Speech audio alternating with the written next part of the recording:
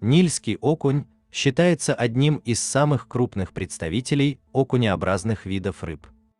Это не только крупная рыба, но и очень полезная, обладающая прекрасными вкусовыми данными. Еще население Древнего Египта ловило этого речного гиганта и употребляло его в пищу.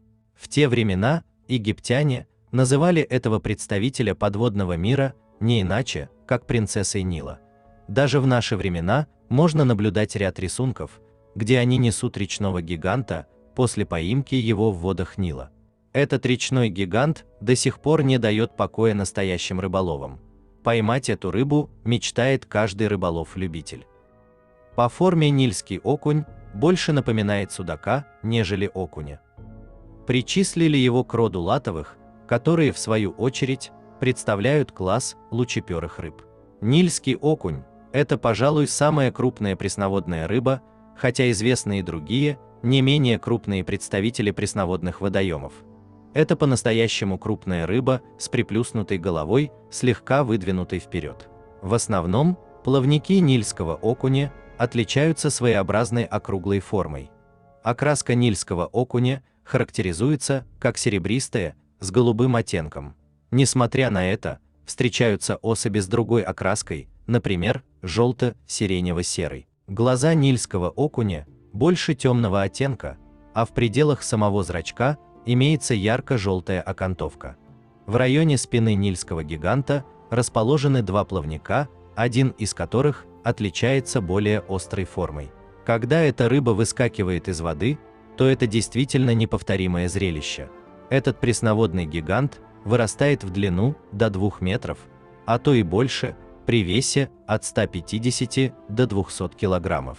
По истечении 15 лет жизни нильский окунь уже набирает вес в 30 килограммов, поэтому его и причислили к самым большим пресноводным рыбам. Из-за того, что эта рыба способна вырастать до таких размеров, нильский окунь всегда является доминирующим видом. Кроме этого, следует помнить, что эта рыба хищная. Интересный факт.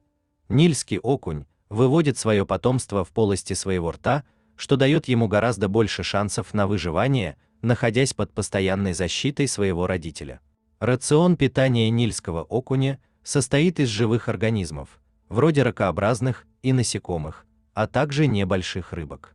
Имеются некоторые утверждения, указывающие на людоедство в основном утонувших людей, хотя такие факты не имеют никаких подтверждений, а с другой стороны, почему бы и нет. Нильский окунь может жить как в условиях природных водоемов, так и в условиях искусственно созданных водоемов. Эта рыба имеет распространение в основном на африканском континенте, в таких реках, как Нил, Конго, Вольте и Сенегал. Его также реально встретить в озерах Чад, Виктория, Альберт и других, где отмечается пресная вода. Подобный факт указывает на то, что эта рыба теплолюбивая и не распространяется на водоемы, удаленные от южных широт. Нильский окунь выращивается в искусственно созданных водоемах, но выращенные особи сильно отличаются по размерам от своих сородичей, развивающихся в естественной среде обитания. Подобных искусственно созданных водоемов по всему миру немало. Это связано с тем, что эта рыба достаточно ценная и используется для приготовления различных блюд, в том числе и высокой кухни. Нильский окунь – это исключительно хищная рыба, которая уничтожает большинство видов рыб, населяющих водоем, полностью. Он охотно берет искусственные приманки любого происхождения. Многие рыболовы ловят этого большого хищника методом троллинга. Если поймается крупный экземпляр, то его тяжело вытащить из воды.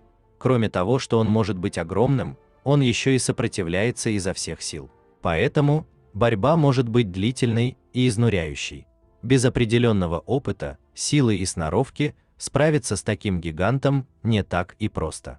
Всегда рассчитывать на его поимку не следует, поскольку он очень часто обрывает леску или ломает снасти, уходя на глубину абсолютно невредимым.